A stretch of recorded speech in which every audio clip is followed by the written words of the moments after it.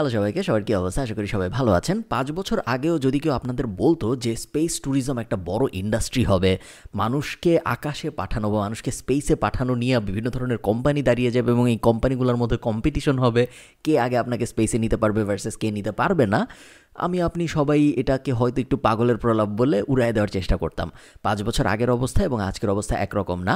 আজকে space tourism একটা একদম ভয়াবহ রকমের রিয়েল থিং এবং বিভিন্ন কোম্পানি স্পেস ট্যুরিজমের বিভিন্ন সাব সেগমেন্ট নিয়ে কাজকর্ম করার চেষ্টা করছে। স্পেস ট্যুরিজম একটা বড় ইন্ডাস্ট্রি হলেও এবং অনেক দূরের একটা ইন্ডাস্ট্রি মনে হলেও স্পেস ট্যুরিজম এই ইন্ডাস্ট্রিটার ওপরে ভিত্তি করে কীভাবে আমরা এখন থেকে নিজেদের প্রিপেয়ার করতে পারি যেন এই বড় পাইয়ের একটা ক্ষুদ্র অংশ আমরা নিজেদের জন্য নিলেও নিতে পারতে পারি। দেখেন, অনেকেই বলছে সাবঅরবিটাল স্পেস ফ্লাইট ইন্ডাস্ট্রিটা হবে একটা $1 ট্রিলিয়ন ইন্ডাস্ট্রি 2040 সালের মধ্যে। আপনি যদি একটু কম্পেয়ার করার চেষ্টা করেন মার্কেট সাইজ দিয়ে, তাহলে আপনার বুঝতে সুবিধা হবে যে ইন্ডাস্ট্রিটা আসলে কত বড় ইন্ডাস্ট্রি হবে। পুরো ডিজিটাল মার্কেটিং ইন্ডাস্ট্রি, যেটা এখন মোটামুটিভাবে বড় একটা ইন্ডাস্ট্রি, এটাকে আমরা বলছি 2020 থেকে 2025 সালের মধ্যে এটা হবে একটা $400 বিলিয়ন ইন্ডাস্ট্রি। মানুষ প্রেডিক্ট করছে যে সাবঅরবিটাল স্পেস ফ্লাইট যেটা হবে সেটা হবে $1 ট্রিলিয়ন ইন্ডাস্ট্রি 2040 সালের মধ্যে, যেটা বর্তমানে ডিজিটাল মার্কেটিং যত বড় তার দ্বিগুণেরও বেশি বড় হবে এই ইন্ডাস্ট্রিটা। তো আপনি বুঝতেই পারছেন যে স্পেস ফ্লাইট একটা বেশ বড় সড়ো ব্যাপার হতে যাচ্ছে এবং স্পেস ফ্লাইট যেহেতু একটা দামি ব্যাপার, এটা করতে যেহেতু অনেক টাকা পয়সা খরচ হয়, এই কারণে এইটার সাথে অ্যাসোসিয়েটেড যেসব কোম্পানিজ থাকবে বা যেসব সার্ভিস প্রোভাইডার থাকবে তাদের আয় করার সুযোগও আসলে অনেক বেশি ওই ইন্ডাস্ট্রিটায় compare to let's a digital marketing বা কম্পেয়ার টু অন্য বেশিরভাগ ইন্ডাস্ট্রি। আসলে আমি যদি সোজা করে বলতে চাই, আমরা জানি যে 3টা বড় কোম্পানি এখন স্পেস ট্যুরিজম নিয়ে কাজ করছে। ব্লু অরিজিন, যেটা হলো জেফ বেজোসের কোম্পানি, আমাদের আছে ভার্জিন গ্যালাকটিকা, যেটা হলো স্যার রিচার্ড ব্র্যানসনের কোম্পানি, এবং আমাদের আছে স্পেস এক্স, যেটা হলো ইলন মাস্কের কোম্পানি। এই 3টা কোম্পানি মূলত মানুষকে কমার্শিয়াল স্পেস ট্যুরিজম, যেটা হলো আপনাকে আনন্দের জন্য স্পেসে নিয়ে যাবে এবং স্পেস থেকে আপনি পৃথিবী কেমন লাগে দেখবেন, তারপর আবার ফেরত চলে আসবেন, এটা নিয়ে কাজকর্ম করছে। এই 3টা কোম্পানির মধ্যে 2টা কোম্পানি অলরেডি তাদের মার্কেটিংয়ের কাজকর্মটা করে ফেলেছে। একটা কোম্পানি ব্লু অরিজিন, তাদের যে সিইও জেফ বেজোস তাকে আকাশে পাঠিয়েছে, এবং অন্য কোম্পানি যেটা হলো গিয়ে রিচার্ড ব্র্যানসনের কোম্পানি ভার্জিন গ্যালাকটিকা, সেটা রিচার্ড ব্র্যানসনকে কয়েকদিন আগে আকাশে পাঠিয়েছে এবং দুইজনই সফলভাবে আকাশের বাইরে গিয়েছে, স্পেসে গিয়েছে, স্পেস থেকে পৃথিবী দেখেছে এবং দুজনই সফলভাবে অবতরণ করেছে। স্পেস এক্স, যেটা ইলন মাস্কের কোম্পানি, স্পেস এক্স এই বছরের শেষের দিকে তাদের এই ফ্লাইটটা করবে, এই যে স্পেস ট্যুরিজম টেস্ট ফ্লাইট, এবং তারাও মানুষকে আকাশে পাঠাবে এবং তারপর মানুষকে আবার সফলভাবে নিয়ে আসার এই টেস্টের কাজকর্মটা 2021 সালের শেষের দিকে স্পেস এক্সের করার কথা। সো এই পুরো কাহিনীটা আমি আপনাদের এই জন্য বলছি, তার কারণ হলো ব্লু অরিজিনের টিকিট বিক্রি অলরেডি শুরু হয়ে গিয়েছে এবং টিকিট বিক্রি $100 মিলিয়ন ক্রস করে ফেলেছে।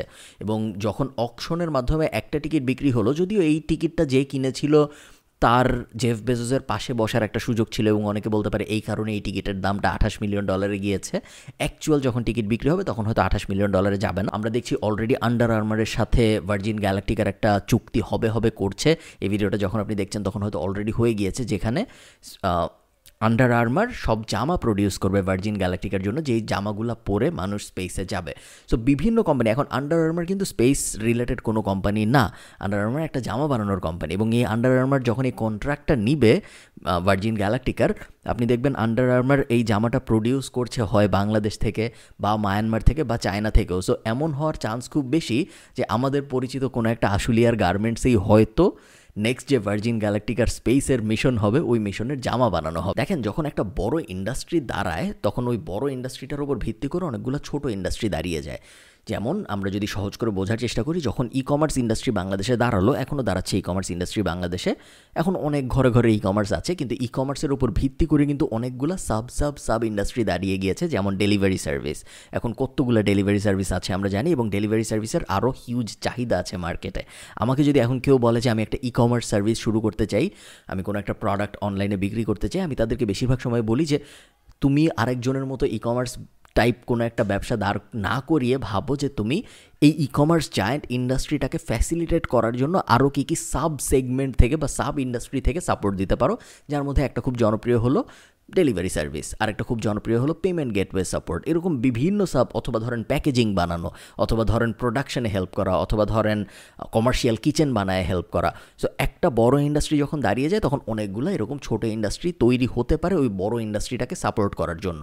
এখন যেহেতু স্পেস ট্যুরিজম একটা বড় ইন্ডাস্ট্রি হিসেবে দাঁড়িয়ে যাচ্ছে, আমাদের এখনই ভাবা শুরু করা উচিত যে আর কি এরকম ছোট ছোট ইন্ডাস্ট্রি হতে পারে, যেই ছোট ছোট ইন্ডাস্ট্রিগুলো স্পেস ট্যুরিজম যে বড় ইন্ডাস্ট্রিটা ওই ইন্ডাস্ট্রিটাকে হেল্প করবে, এবং এই ছোট ছোট ইন্ডাস্ট্রিগুলো যখন হবে, ওই ছোট ইন্ডাস্ট্রিগুলোর মধ্যে আমরা কি আমাদের কোনো এস্টাবলিশমেন্ট দাঁড় করাতে পারি নাকি, সরাসরি যদি দাঁড় করাতে নাও পারি, আমরা আমাদের এক্সিস্টিং নলেজ থেকে কি কি করতে পারি, যেন করে যখন এই স্পেস ট্যুরিজম ইন্ডাস্ট্রিটা বড় হবে আগামী 10 থেকে 15 বা 20 বছরের মধ্যে, তখন আমাদের ব্যাংক ব্যালেন্সও তার সাথে বাড়ার একটা সুযোগ তৈরি হয়। আমরা যদি একটা অ্যাফিলিয়েট মার্কেটিংয়ের এক্সাম্পল দিই, তাহলেও বোঝা খুব সহজ হবে। অ্যাফিলিয়েট মার্কেটিং যারা করে তারা কি করে? ধরেন আপনি যদি অ্যামাজনের অ্যাফিলিয়েট মার্কেটার হন, তাহলে আপনি আসলে করেন কি? আপনি বিভিন্নভাবে প্রাইমারিলি ব্লগ বানিয়ে, ওয়েবসাইট বানিয়ে, ইউটিউব ভিডিওর মাধ্যমে বা অন্যান্য বিভিন্ন পেইড প্রমোশন স্ট্র্যাটেজি ব্যবহার করে মানুষকে অ্যামাজনের ওয়েবসাইটে পাঠান, এবং অ্যামাজন থেকে যখন সে কিছু কিনে তখন আপনি 5 থেকে 6 বা 7% কমিশন পান। এটি তো অ্যামাজন অ্যাফিলিয়েট মার্কেটিং। সো আপনি চিন্তা করেন, আপনি কিন্তু কোনো প্রোডাক্ট বা সার্ভিস নিজে বানাচ্ছেন না, অ্যামাজন একটা প্রোডাক্ট বা সার্ভিস বিক্রি করছে, এবং আপনি ওই পুরো প্রসেসটার মধ্যে একটা ফ্যাসিলিটেটর হিসাবে কাজ করে একটা কমিশন পাওয়ার চেষ্টা করছেন। সেম জিনিসটা আমার ধারণা আগামী 20 বছরের মধ্যে স্পেস ইন্ডাস্ট্রিতেও করা যাবে। আপনি চিন্তা করেন, আপনি যদি আজকে একটা স্পেস বিষয়ক ব্লগ শুরু করেন, শুরুর দিকে আপনার স্পেস ট্যুরিজম বিষয়ক ব্লগে হয়তো খুব বেশি মানুষ আসবে না, স্পেস বিষয়ক ব্লগ না, স্পেস ট্যুরিজম বিষয়ক ব্লগ হইতে হবে। শুরুর দিকে হয়তো খুব বেশি মানুষ আপনার স্পেস ট্যুরিজম ব্লগ পড়তে আসবে না, কিন্তু আস্তে আস্তে আগামী 10 থেকে 15 বছরে যখন স্পেস ট্যুরিজম নিয়ে আগ্রহ বাড়বে, তখন মানুষ আপনার স্পেস ট্যুরিজম বিষয়ক ব্লগ পড়তে আসবে, স্পেস ট্যুরিজম বিষয়ক ইউটিউব চ্যানেল দেখতে আসবে, স্পেস ট্যুরিজম বিষয়ক আপনার পডকাস্ট শুনতে আসবে। এবং যখন এই মানুষগুলো আসবে, দেখেন এখন 3টা কোম্পানি বড়, আমরা জানি অলরেডি নাম, ভার্জিন গ্যালাকটিকা, স্পেস এক্স এবং ব্লু অরিজিন। সামনে আরও অনেক কোম্পানি আসবে, এবং এই কোম্পানিগুলো নিজেদের মধ্যে কম্পিট করবে টিকিট বিক্রি নিয়ে। এবং যখন এই কোম্পানিগুলো কম্পিট করবে নিজেদের মধ্যে টিকিট বিক্রি নিয়ে, আমরা জানি তারা তাদের অ্যাফিলিয়েটদের অবশ্যই কমিশন দিবে। টেসলা কমিশন দেয় তাদের অ্যাফিলিয়েটদের, অ্যামাজন কমিশন দেয় তাদের অ্যাফিলিয়েটদের। তো আমরা ধরে নিতে পারি যখন স্পেসের এই ওয়ারটা শুরু হবে, এই কম্পিটিশনটা শুরু হবে, তখন স্পেস রিলেটেড এই যে কোম্পানিগুলো আছে এরাও কমিশন দেওয়া শুরু করবে এদের অ্যাফিলিয়েট মার্কেটারদের। সো আপনি যদি এখন থেকে অডিয়েন্স বানানোর কাজটা শুরু করেন, যখন ওই অ্যাফিলিয়েট মার্কেটিংয়ের উইন্ডোটা ওপেন হবে, তখন কিন্তু আপনার জন্য ব্যাপারটা একটু সহজ হয়ে আসবে। আবার চিন্তা করেন, মনে করেন অ্যাফিলিয়েট মার্কেটিংয়ের কোনো অপশন আসলো না, না আসুক, কোনো সমস্যা নেই। আমার ব্লগে আমি যদি অ্যাড বসানো শুরু করি, ধরেন আমার একটা ইংরেজি ব্লগ আছে বা বাংলা ব্লগ আছে স্পেস ট্যুরিজম নিয়ে, ওখানে আমি লেখালেখি করি, এবং তারপরে ওখানে আমি অ্যাডসেন্সের অ্যাড বসালাম বা ইজোইকের অ্যাড বসালাম, কোনো একটা অ্যাড নেটওয়ার্কের অ্যাড বসালাম। বসানোর পর কী হবে? আমার ওয়েবসাইটে সাধারণত কীরকম অ্যাড বেশি আসবে? আমার ওয়েবসাইটে স্পেস এনথুজিয়াস্ট মানুষই যেহেতু বেশি আসবে, এবং তাদের ইন্টারেস্ট যেহেতু স্পেস ট্যুরিজম বিষয়ক, সো আমার ওয়েবসাইটে স্পেস ট্যুরিজম রিলেটেড অ্যাডই আসবে। এটা যেহেতু একটা হাইলি কম্পিটিটিভ মার্কেট, সো আমি ধরে নিতে পারি আমাদের আরপিএম, সিপিএম, সিপিসি এইসব অনেক বেশি হবে, যেই কারণে এই নিশটার থেকে আয় হওয়ার সুযোগও অ্যাড ভিউয়ের ভিত্তিতে অনেক বেশি হবে। যেটা বলা হয় যে সব নিশের ইউটিউবাররা কিন্তু সমান আয় করে না। আপনার যদি একটা ডেইলি নিউজ শো থাকে ইউটিউবে ভার্সেস আপনার যদি একটা ফাইন্যান্স চ্যানেল থাকে, ফাইন্যান্স চ্যানেলের আয় কিন্তু অনেক বেশি, ডেইলি নিউজ শো বা এন্টারটেনমেন্ট চ্যানেল এই ধরনের চ্যানেলের আয় কিন্তু অনেক কম। তার কারণ ফাইন্যান্স চ্যানেলে যেসব অ্যাড যায়, ইউটিউব কীভাবে আপনাকে টাকা দেয়? আপনার ভিডিওর শুরুতে যে অ্যাড বসে বা ভিডিওর মাঝখানে যে অ্যাড বসে, সেটার থেকেই তো একটা পার্সেন্টেজ ইউটিউব আপনার সাথে শেয়ার করে। সো আমার ভিডিওতে ইম্পর্টেন্ট অ্যাড একটু বেশি আসে, যেহেতু আমি বিজনেস, ফাইন্যান্স এইসব বিষয়ে কথাবার্তা বলি। তো একইভাবে আপনি যখন স্পেস ট্যুরিজম নিয়ে একটা ব্লগ শুরু করবেন, আপনার ব্লগে ইম্পর্টেন্ট অ্যাড বেশি আসার সম্ভাবনা অনেক বেশি কম্পেয়ার টু একটা র্যান্ডম এন্টারটেইনমেন্ট ব্লগ বা একটা র্যান্ডম এন্টারটেইনমেন্ট বিষয়ক ইউটিউব চ্যানেল। সো আমি যেটা বোঝাতে চাইছি সেটা হলো, এটা একটা হাই নেটওয়ার্থ মানুষদের ঘোরাফেরা করার জায়গার একটা অ্যাডভার্টাইজমেন্ট দুনিয়া হবে, যেই কারণে এটার ভিতর যদি আপনি কোনো অ্যাসেট দাঁড় করাতে পারেন, শুধু এখানেই আমাদের থেমে যেতে হবে এমন না। ধরেন আপনার আজকে একটা স্পেস ট্যুরিজম বিষয়ক ব্লগ আছে, ওই ব্লগে যখন আস্তে আস্তে 10,000, 20,000, 50,000 মানুষ আসা শুরু করলো মাসে, তখন আপনি আপনার ব্লগে আপনি একটা বই লিখলেন ইংরেজি, বইটা খুব সহজ, যে 20 things you need to prepare for your first space mission বা for your first space travel, যেটাই আমাদের সামনে ভবিষ্যৎ কী হয় আমরা তো জানি না। সো এই বিষয়ে আপনি ধরেন একটা বই লিখলেন, এবং তারপরে ওই বইটা আপনি $499 আপনার ওয়েবসাইটে বিক্রি শুরু করলেন। $499 বলছি, $29 না বলে, তার কারণ এটা আমরা বড় নেটওয়ার্থ মানুষদের নিয়ে কাজকর্ম করছি, যে এই কারণে আমাদের যে প্রোডাক্ট হবে সেই প্রোডাক্টও হাই এন্ড হবে, সেই প্রোডাক্টের দামও হাই এন্ড হবে। এইভাবে অনেক অনেক অনেক সাব সেগমেন্ট ব্যবহার করে এই যে বড় স্পেস ট্যুরিজম ইন্ডাস্ট্রিটা, এই স্পেস ট্যুরিজম ইন্ডাস্ট্রিটার মধ্যে আমরা আমাদের একটা গ্র্যাব বসাতে পারি without actually being as one of the companies, যেই কোম্পানিগুলো মানুষকে অ্যাকচুয়ালি স্পেসে পাঠাচ্ছে। সো স্পেস ট্যুরিজম ইন্ডাস্ট্রি থেকে আয় করার জন্য আপনার স্পেসে মানুষ পাঠাইতে হবে না, আপনার স্পেস এক্স হইতে হবে না, আপনার ইলন মাস্ক হইতে হবে না।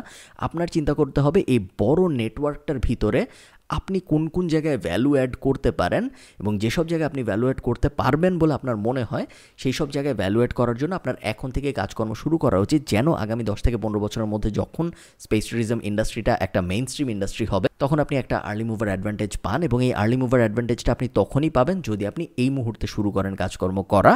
তাহলেই 10 থেকে 15 বছর পরে যে যখন আপনি অ্যাডভান্টেজটা পাবেন তখন সবাই বলবে যে ইস, আমিও যদি 15 বছর আগে শুরু করতাম আমার অনেক ভালো হতো। ভালো থাকেন সবাই, এই ব্যাপারটাই আপনাদের সাথে শেয়ার করতে চেয়েছিলাম। সবার সাথে আমার দেখা হবে পরের কোনো একটা ভিডিওতে। এই ভিডিওটা ভালো লাগলে নিচে অবশ্যই একটা লাইক দিয়ে যাবেন। টাটা।